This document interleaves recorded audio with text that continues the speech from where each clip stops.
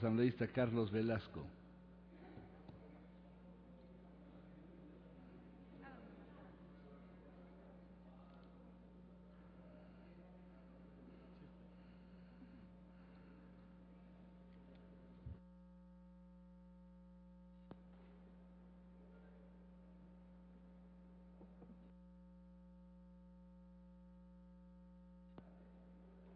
Señor presidente,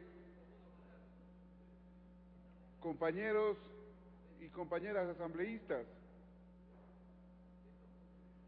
cuando hoy empezamos a analizar y debatir el tema de mucha importancia, pero cuando empezamos a analizar desde la mañana cómo se provocan y se intentan hacer incidentes para llegar a un elemento que tenemos que conceptualizar.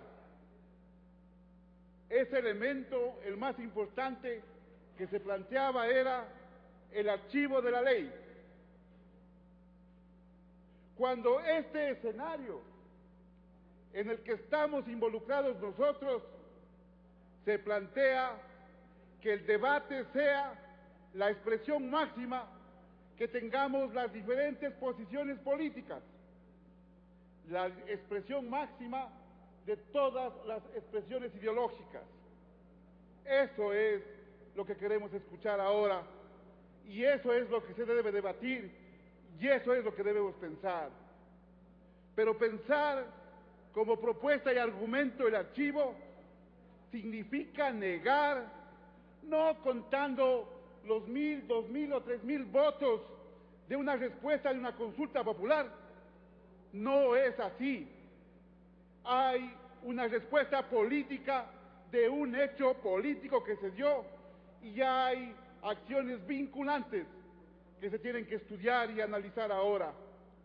Por eso se debe recoger el debate para que se exprese el debate, para que tengamos la posibilidad de hablar como estamos hablando y no tengamos esa posibilidad de gritar e insultar al otro cuando empieza a expresar sus opiniones en forma diferente. A esa Asamblea Nacional, a esa, la del debate, es la que tenemos que empezar a recoger y a expresarla. Por eso, desde el que estoy aquí, generalmente escucho todas las intervenciones y las anoto y las registro para no poder expresar cosas diferentes a lo largo de una intervención que se tenga. Eso se aprende a lo largo de los 2 años en la política que hemos vivido, y a ver al otro, al diferente, no para insultarlo, sino para crear expresiones públicas propias de un debate que es el que tiene que llevarnos todos nosotros. Por eso, los actores en la comunicación deben ser actores de la comunicación. Jamás se puede entender que deben ser actores políticos. ¿Desde cuándo empezamos a cambiar que el rostro de un político con los medios de comunicación signifique sustituir a la oposición como se debe dar? Ese desencuentro entre actores políticos y comunicación es lo que hoy debemos debatir, es lo que hoy debemos debatir. Ya hubiéramos querido recoger, cuando en el feriado bancario de hace años, cómo los medios de comunicación recogían las expresiones de lo que pasaba. Ahí hubiéramos querido estar mirando que esos mismos medios de comunicación que representan a grupos fácticos, que representan a grupos de poder, o ahora nos quieren hacer creer y entender que la comunicación no es objetiva o que está direccionada a la comunicación en cualquier forma de comunicación que se encuentre. Eso debemos emprender y entender. Por eso que esta ley de comunicación, el presidente de la mesa tiene que recoger algunos planteamientos que se deben seguir haciendo. Algunos planteamientos que se deben seguir haciendo. A mí también me parece, desde una posición personal y yo que estuve como presidente de una mesa, me parece que la posición del presidente de la mesa no debe ser la posición absoluta.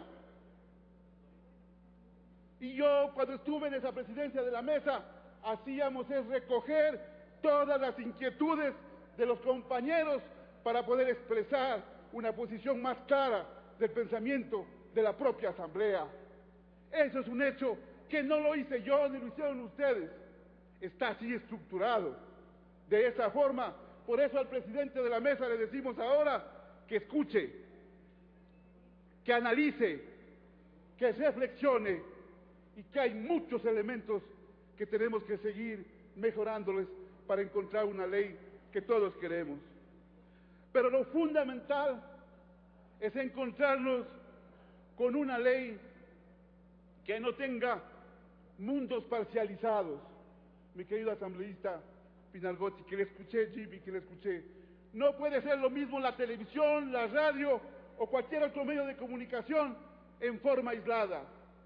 Tienen especificidades absolutamente diferentes, pero deben conjugarse en esta ley procesos absolutamente holísticos, integrales, de interactuación, para que no podamos encontrar cosas separadas, que si preferimos la escrito hagamos daño a la televisión, o si mejoremos la televisión hagamos daño a otros escenarios. Por eso, cuando analizamos todos los medios públicos del país, los privados y los públicos, los últimos datos de las encuestas, cuando le preguntan al ciudadano ecuatoriano, ¿usted conoce si hay medios públicos? Dice el 30%. Y se le pregunta un poco más y le dicen, ¿puede decirme cuáles son los nombres? Ya no los conoce. Ya no sabe cuáles son los medios públicos. Eso está en los últimos indicadores que tenemos todos nosotros. Y si le preguntamos al ciudadano común y corriente, ¿cuántas horas su familia ve televisión? 4 a 5 horas, canal público o canal privado. Ese es el tiempo y el espacio que usa ese hecho noticioso o comunicacional para generar una serie de cosas que van generando distorsiones de la propia comunicación. Ese elemento de las 4 o 5 horas tiene que profundizar cosas absolutamente diferentes, sea en lo público o sea en lo privado. Hasta el año 2007, no existían medios públicos fuertes de país. Había una experiencia aquí en Quito, en la radio municipal, y lo estoy recordando al asambleísta Moncayo, que estaba en ese momento como alcalde. Había esos medios públicos de expresión popular que no recogían necesariamente el pensamiento de una función o de una autoridad. Ese medio público, a partir del año 2007, en este país, Ecuador, se empezó a generalizar. Ahí empezamos. El municipio de Quito, una excepción, y tal vez otros municipios tenían esas posibilidades. Pero se empezó desde el año 2007, con este gobierno, a generar un proceso de medio público en construcción. ¿Qué significa eso? Que debemos avanzar en estos procesos absolutamente diferentes, que todavía puede perderse en algún espacio de la vida que lo público sea respuesta únicamente del gobierno. Se puede perder, pero el espacio público representa al ciudadano, representa a cualquier otro ciudadano que esté mirando o escuchando esa percepción. Por eso, cuando se habla, mi querido presidente de la comisión, de un consejo de regulación, ahí tenemos que ver todas las aristas de lo que eso puede significar de aquí para adelante. Hay que analizar hasta dónde podemos generar ese proceso de regulación desde el propio gobierno o cómo podemos generar un proceso de regulación con otros actores sociales que tienen que necesariamente verlos. La política y el poder absolutamente temporales. La política y el poder, absolutamente temporales. El conocimiento, en cambio, es universal. El aprendizaje cotidiano nos hace ser seres humanos que nos reconocerá la historia, no por lo que hablamos ahora, sino por lo que estimamos más tarde de lo que hemos dejado de hacer. Muchísimas gracias, señor presidente.